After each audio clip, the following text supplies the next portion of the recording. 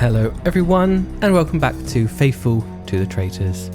We're here. Are you ready for the semi?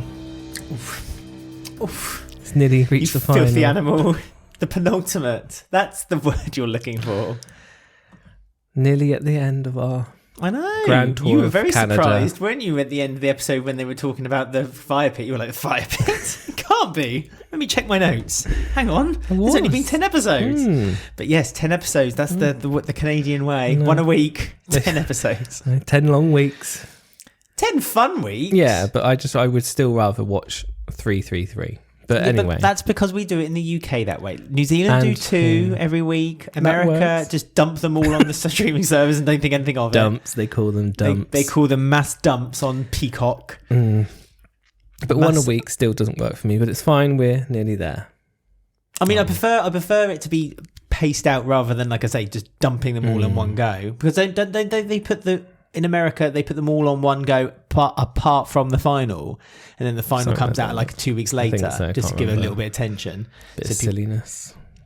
Anyway, each to their own. Each to your own. My name's Ben and I am still a faithful. Hello everyone, I'm Alex. I'm also a faithful, and as always, if you want to get in touch with the podcast, you can find us by emailing faithfultothetraitors@gmail.com. You can go to Instagram or Threads @faithfultothetraitors. Let us know if you'd like us to start a Blue Sky account. How many accounts are we going to have? Well, I don't mention our X account anymore because it's a cesspit for the filth. But I don't think we ever used it anyway. But fair enough. I know you just concentrate on your own thing. Instagram, isn't it, really? We use Instagram, we're on a lot, so get in touch with us. People do get in touch with us on Instagram. My best mate, my BFF, Laurie. Yes. She got in touch on Instagram. I love you, Laurie. She made a video about her reason for missing the game as well. Yes, we'll talk about that in a moment when we talk about the game. If you're listening to us on your favourite podcast app, Spotify, Apple Podcasts, any of those, don't forget to give us a follow and subscribe. You can also follow us and subscribe on YouTube. You can watch this podcast in video form. Search Faithful to the Traitors podcast on YouTube. And if you want to comment on there, you can. Just scroll up or down, whatever you do. And ring the bell as well so you get notifications for the future episodes. Because once Canada's done, we have a UK and an American series coming in the new year. And they're wow. They're them. They're them. We may not be seeing any more of Paul Henry's back paddock, though. Well, again, New Zealand may have been cancelled. This is bad news. But you told me, didn't you? The channel announced its future programming. Nowhere to be seen. Nowhere to be seen. So Paul Henry, you can more than afford to produce. He can produce it himself. Yeah, he owns the place anyway, doesn't he? Exactly. So come on, Paul Henry, get your finger out. So yes, semi-final. Normally they could be hit or miss, but this one had quite a lot going in on it. Normally they're quite tired by this point, and they don't. Tranna's tired. Tranna is tired, but she's still fought. She's still, and she's still. To be fair, still at the round table, she was yes. At the round table, she was kicking some ass, as the people on the other side of the Atlantic would say. She trusts Nida 99%, and she'd rather get rid of someone who she trusts 98%. So. Well, this is the thing. The trust between Nida and Tranna is very, very interesting because this. I don't think it's come from nowhere, but I feel like it's been concreted between them now, and it's obviously a very one-sided power struggle because Nida is the one with the power. Well, however, is she, though? Well, this is it. However, she has kind of shown herself up a little bit on this episode, and. Well, again, when we talk about when they get to the Traitors Conclave, whether she made the right decision. Well, there was also that scene. I don't know if you missed it or not. The scene between Kevin and Tranna. Did you catch that? It was a very short scene, but they both said they have a second secret game plan between each other. Yes, because they don't trust Nada. No, Nada. It's Neda. Neda. Someone's already corrected us on the comments. We're sorry. Bo's just going to blame us being English, basically. Yeah, just it's our accent. So yes, Kevin and Tranna had a conversation between them, didn't they? But very similar to Kevin. Kevin seems to think everyone is a traitor. I think Kevin feels very isolated that he feels in this game he was the only faithful throughout it, despite people saying they're faithful when they have to leave the game. Like I say, it's becoming more and more obvious to me that he filmed his scenes separately after filming had finished. Yes. I feel they booked him. Yeah. They said, gave him loads of money and said, can we just shoot a few scenes here and there? And that's what he's done because he has his bench.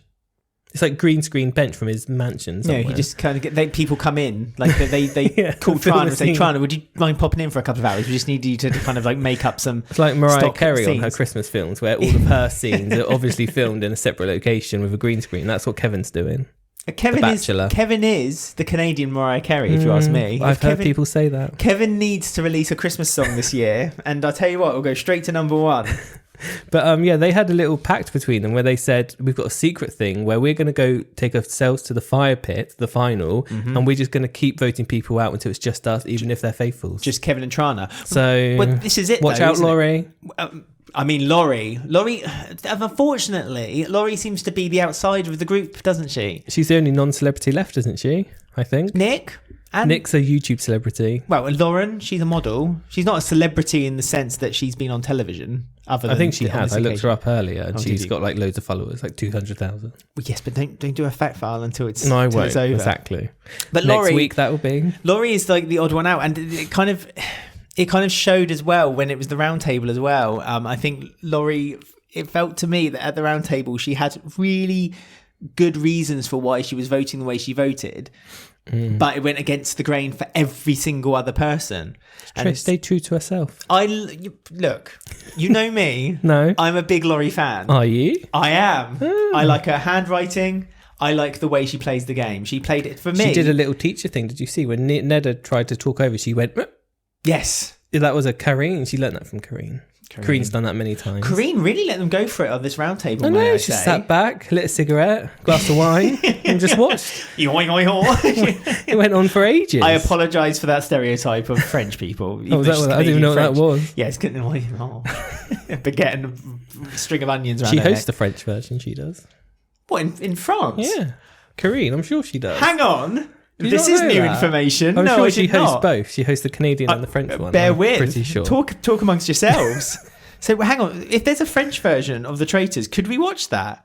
They're all on a certain website, all subtitled. All of the versions are subtitled. If they're subtitled, I'll go for it. She doesn't host it. What does she host? She hosts the second version. Le Traitors is on M6 in France. Right. It's hosted by a man, but I don't know his name. Maybe it's Karine's alter ego. Eric Anthony.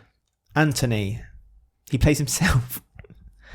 There you go. Looks like the French version is similar to the every other version where they've got celebrities doing it. Isn't it weird that there's presenters that we don't know about yet on the Traitors? Well, we've already started a backstory for all the different people. Les Traitors herself. Separate series from Traitors Canada. The main difference between the Traitors Canada and it's the French Canadian version. Well, there you go. So there's the English-speaking Canadian version and the French Canadian. Well, she hosts both, and in this one, she speaks French. Well, take me back, please. Come on. But should we watch the French Canadian version? What, just to see her outfits? Do you think she reuses out? Maybe that's how they get the budget. I bet she uses the same outfits on both series.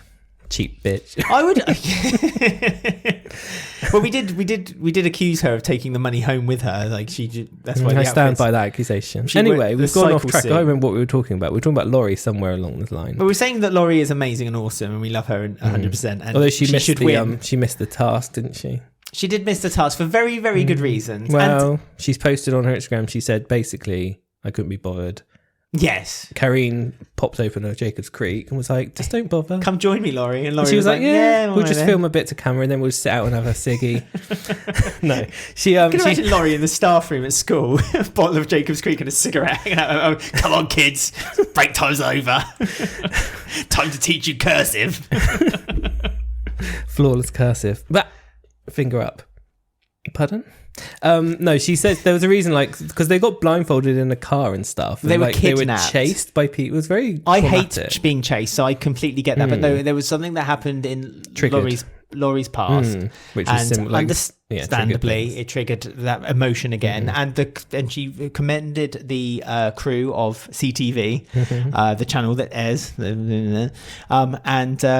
so it's fine, and I completely understand it. And it was a weird challenge. It was a horrible task. I hate being chased. It's just a stupid, horrible. It was proper chasing. horror film task. This was. I know the Traitors is quite murder mystery / horror filmy, but this was really like being chased in the forest. I hate they being were tied up to each other. It's a weird feeling when someone's following you, like when someone's chasing after you. It's like adrenaline kicks in, and you just want to scream and run. And so I would hate it too. I would hate it too. Brings back memories of PE at school. Yeah, Don't want to do it. 9 in, or like Bulldog. Do you remember Bulldog? Yes. When you had to run from one side of the playground to the next, and someone would chase you across. See, I get it. Well, I that's called 100% in Canada. It wouldn't be called British Bulldog in Canada, would it? Le Bulldog. Le Bulldog, hosted by Karine. On the playground. She stands there, little 8-year-old Karine, wearing her with her cycle hair jacket. gelled. Yeah, cycle jacket with the whistle just blows it. But yeah, they had to find scarecrows, and a few of them did escape them. Nick. Well, we've got an upgrade here because we know we're well versed with the backflip. We've seen it quite a lot of times. It's his trademark. He's also got a nickname called Flip Nick or something, hasn't he? Flipper. At breakfast. They call him Flipper. Faster than lightning. Yeah, I think Flip Nick's better, but whatever. But anyway, we've had an upgrade now to this. So we've gone from backflip to victory flip. Don't you think it sounds like a Street Fighter type sound? Like when someone punches someone. Get ready. Mm-hmm. So victory flip. I think Nick probably sees himself as a game character, a fighter character from Street Fighter. Yeah, because he keeps coming out with he sounds sassy like a 90s Spyro the Dragon. Do you know what I mean? Yeah. Especially with that red hair, can't trust him. Anyway, before we've also not talked about who was murdered yet. Oh no, of course. Well, I mean, she's been murdered once already, but That's she came back to true. life, went into a cage. I feel and then got her murdered time again. was up since then. She was always on the cards, wasn't she? I think she knew and I that think one Gail anyway. knew that as well. And even when, Gail got murdered, and even when she was murdered, she kind of said, I'm at peace with it because we got rid of one traitor. They're I tired felt like now because even Lauren at the end of the episode was like, "You can vote me off if you want. I've said what I want to say." what Lauren said is that she talked to a couple of people, so presumably it was Trana and Kevin, and she's let them know exactly what she thinks thoughts, yeah. if she gets murdered tonight. So she said, you can banish me if you want, but the same would apply if you murder me. And so these people know exactly who I think is the wrong uns in the group. Right, so should we do a quick What's your name and where do you come from? Gail. Right, Gail is retired. Is she? Retired Hall of Fame professional wrestler. Oh, caught me out there, didn't you cheeky monkey? Spending about 20 years in the ring. She's won and worn many championship belts, including being the first woman to win the WWE Women's Championship. The first woman to win it? That's what it says. I mean, I guess that's when it went from being the Diva belt, because it changed from the Women's Championship to the Divas belt. So presumably when it changed back from Divas to Who won it before? China? No, China won the men's belt. That's why she was so amazing. Because she Don't would tell J.K. Rowling. she would fight with the men. Good old China. Yeah, I love her. We also love Gail as well. Anyway, Well, of course we love and Gail. she became the integral TNA Women's Champion. TNA is debunked now, I believe. Is it? But please correct me if I'm wrong. Did Gail take it down? Probably. One woman at a time. Once she won the championship, there's no point carrying on. She's known for her feud with Awesome Kong. I know in her. TNA, She was also in WWE. and her contributions continue as a producer and executive for TNA Wrestling. So it's not okay. So defunct. I'm wrong. I'm very wrong, and I apologise to Gail for saying. I wonder that what Gail's name was in wrestling. Does she Gail. know? Sounds gonna like look a up? gladiator. What, Gail? Yeah. It does actually, doesn't it? Here comes Gail. She'll blow you away. The gladiators. Gail Kim. She became the first WWE diva in history. So here you go. Oh, it was diva my then. fact file was incorrect. Well, it's not my fact file. It's Yahoo's. Well, I mean, they don't call them divas anymore because it's condescending. That era of WWE is slowly brushed under the rug. People don't really want to talk about that much anymore. I don't think she hadn't. I think she's just known as Gail, I think. Good, Gail. Like you say, it's a good name. She'll blow you away. And she did on the Traitors Canada. How come she wasn't on the English-speaking version. McMahon documentary, eh? Didn't see her on there. That was good, that doc, wasn't it? You enjoyed that. I did. Anyway, that's enough about Gail. Yeah, she so- is dead. Well done, Gail. You played a good game. To be fair, Gail was very good at the gameplay. She was very vocal. She put her thoughts forward. Perhaps, I wouldn't say it was her downfall, actually. I would say that it kept her in for Michael John longer. was her downfall because he murdered her strangely and then Yes. didn't murder her. Even with Michael John not there, though, she still got murdered. Bless her. Right, so we've done the game, we've done the breakfast. What about Well, there's one thing we didn't talk about at the breakfast table. We obviously said that Kevin and Trana had that conversation, but Kevin and Lauren, the love affair continues. I'm sorry. Yes. But they clearly like each other. Let's be honest now. Bachelor. Well, the way they talk to each other around the table, it was just, you could just tell there was this kind of twinkle in each other's eyes. So I think it's flirting. I've decided. Traitor flirting. They're flirting. / faithful flirting. Their accusations toward each other, saying that they're both traitors, is one big sexy flirt between them. So good for them. We have no idea crossed. if either of them are single or not. Well, who cares? Who- I'm buying myself a hat and I'm hoping for an invite to the wedding of Kevin and Lauren in about a year's time. A traitor wedding. Everyone should turn up wearing gold masks. They'll still think and each chase other are traitors even after the game's finished. You are a traitor though, aren't But you? don't you think it's a bit like when people, like if people are in a relationship and they accuse each other of like having, like seeing someone else or looking at someone else, like it was like you were looking at them. This is their relationship. So there's always going to be like this like shaky ground between them, but they'll still have this like this really kind of angry love for each other. Like they'll make up for it later in the bedroom, if you know what I mean. That's Kevin and Lauren. Gosh. I'm telling you. Victory flip. That's what they call it in bed. Kevin will be doing some victory flips. Across the king size. Making a right mess.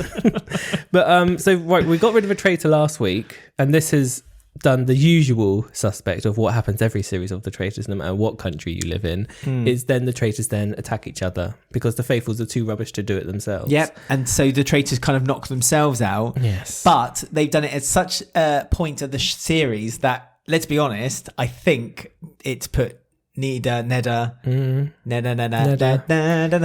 into a bit of trouble. Let's be honest. But how did we get here? How did we get here? Wow. Neda went out from straight off to take out Kyra this week. She said she wanted to gather people, but do a secret one, like a secret takeout. A blindside. Yep. And it's interesting. The one person she didn't get on the blind side was Nick. So I wonder if she knows something here. I don't know. But she got everyone sort of on board that she could trust. And she was like, don't tell anyone. Don't tell her I said this because I'm scared of her. And it's like, all right, what is Kyra is evil? Whatever. She was telling people that she was scared of Kyra, but she wanted to say her name, but don't tell Kyra I said her name because I'm scared of her. Which is obvious because she doesn't want to go back to the conclave and in case it went wrong, and she had to meet her face to face again. Because we know from the past when Michael, John, and Kyra had their battles that Kyra can be quite Cutthroat, traitor. Absolutely, quite intimidating. She's traitor through and through.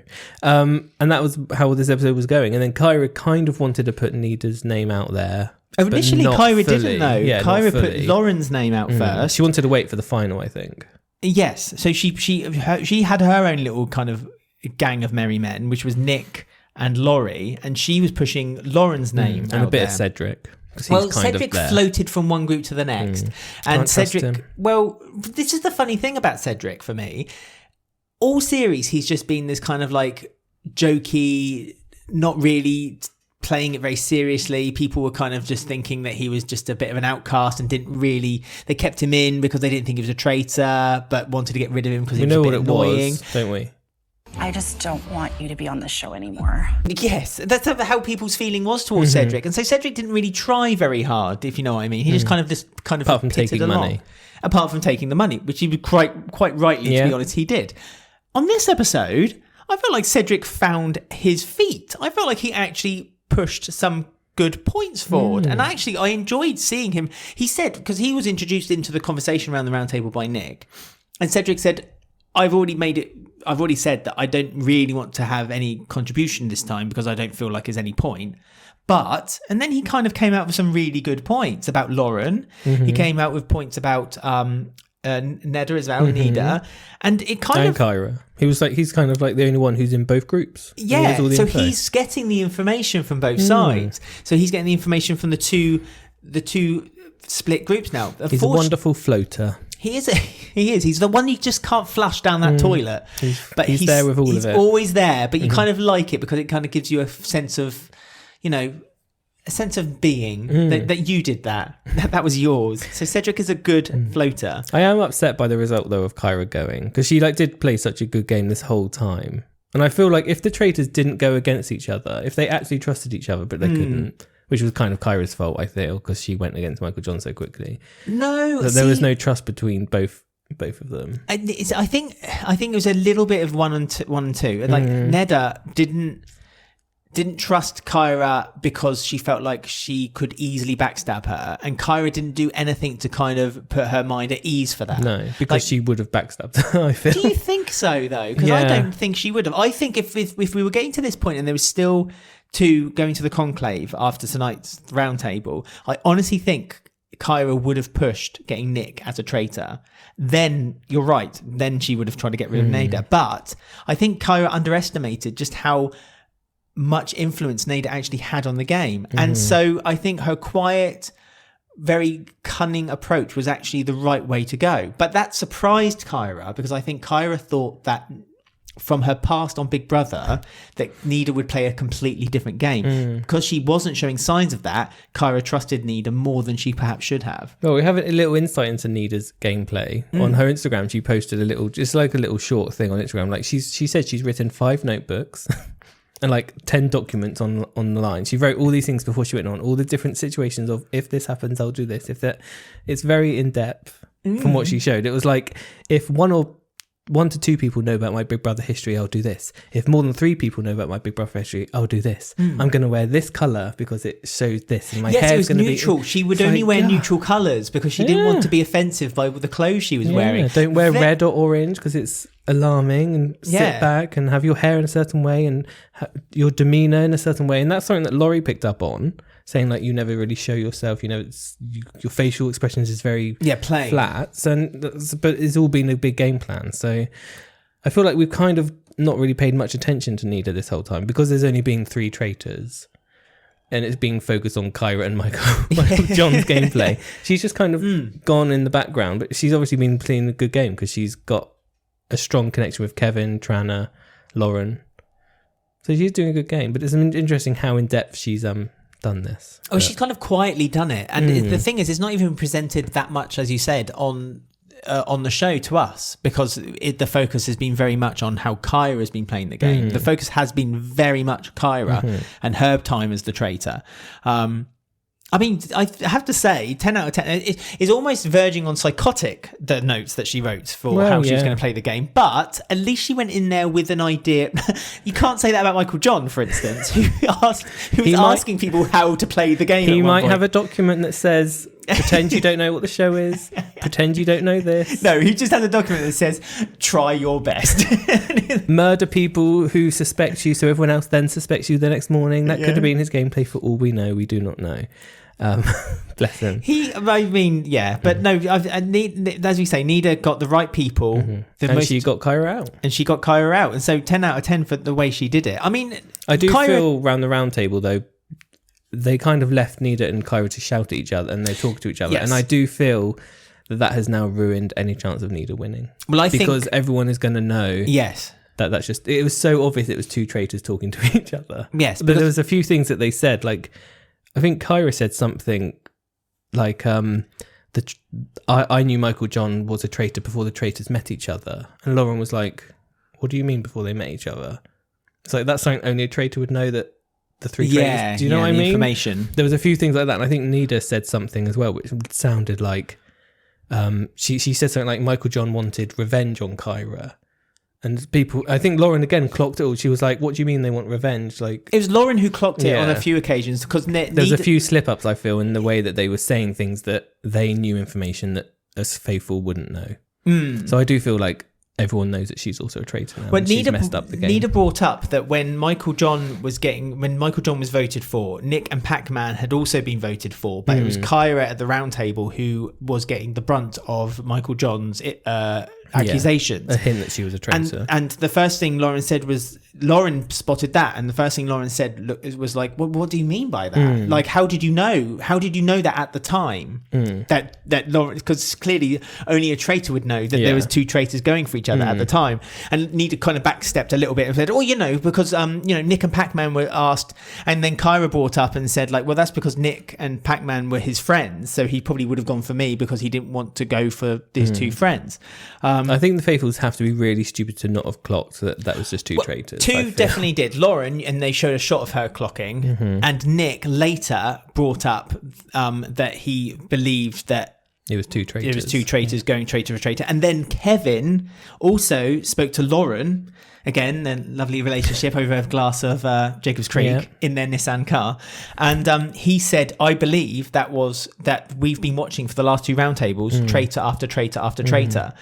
And Lauren was like, yeah. So I think it looks to me there's three. Obvious. Kevin, Lauren and Nick all know. And I think that includes Trana as well. The only one I think is in danger here for like the first elimination will be Laurie.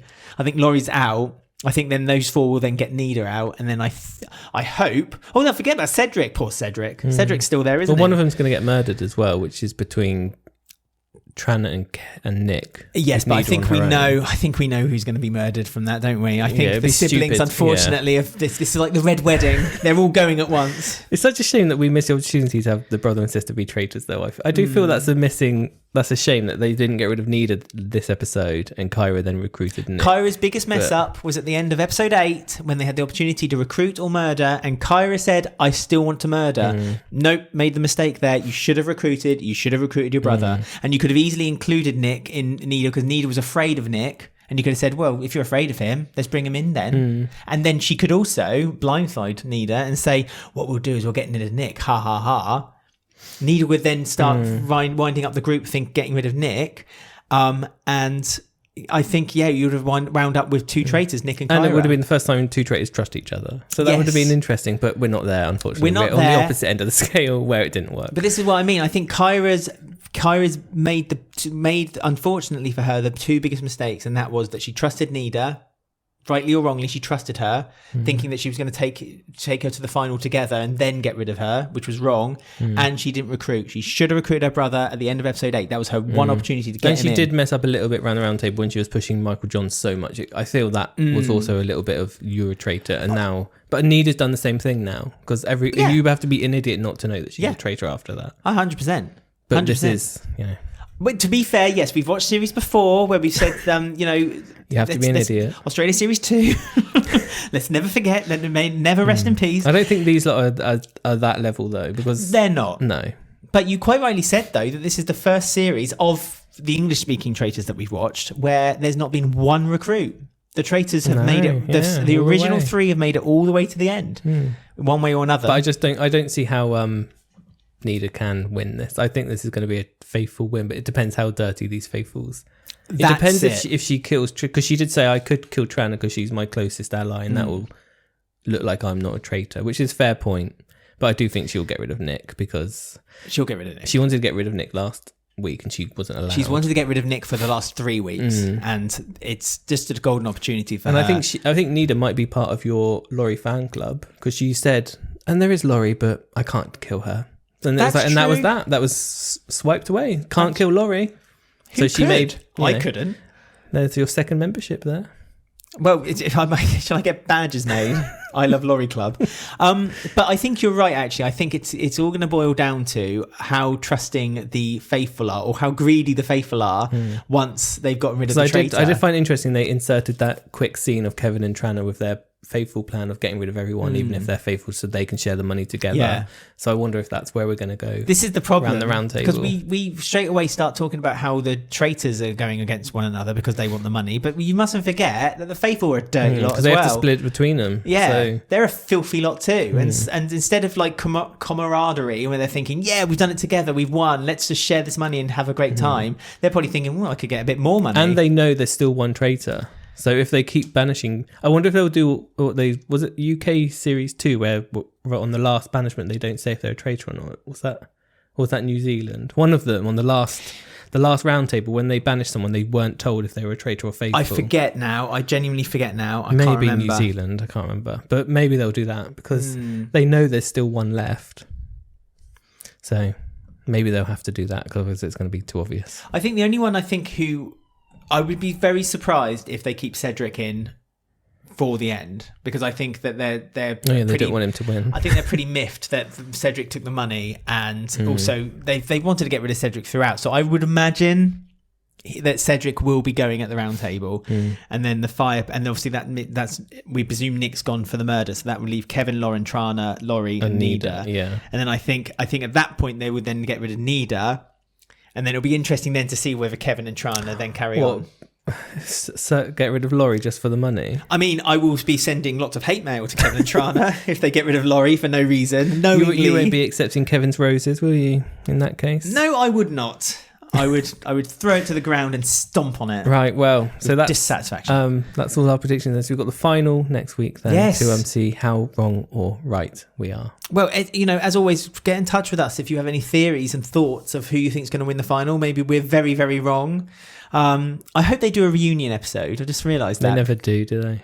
They do in America. Yeah, but that's because it's like 90% of the cast are Yeah, but the bad thing is housewives. that I'm not interested in the reunion episode in America, but I am interested in a reunion episode in Canada, because there's a few I'd like to see back. I'd like to see Kirkland, Chris. Oh yeah, right. I'd like to see Dylan. Can't I single wouldn't out mind seeing a Dylan. bit of Dylan. I would, Laurie. I want to speak. I want to see what Laurie Nick thought of can the come whole on thing. and do some backflips to open the show. Nick would just do endless backflips in the background throughout the whole show, shouting out his 45 catchphrases. minutes. Backflip hero. Gubba gubba. Yeah, Kyra will be dancing. It will just all be going on, won't it? Just be an hour of madness. Karine will have 7 outfit changes. Yes. It'll be like, remember that MC? She'll stand into a changing closet, which is on stage, and change while she's interviewing. It'll be like The Sims. A curtain will just be raised up on the ground, and you just see lots of mid smoke coming interview. out. Yeah, yeah. Every shot they show of Karine. Every Her time hat she's gets interviewing. bigger. Yeah, her hair and her hat gets bigger.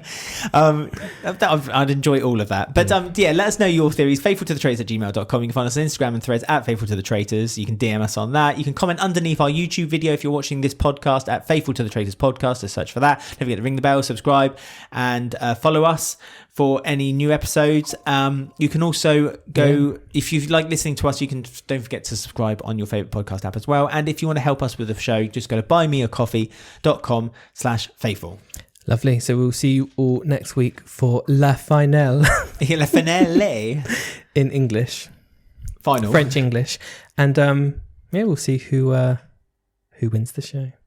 So until then, Who's going to win? Laurie, fan club. We'll see you next week, everyone.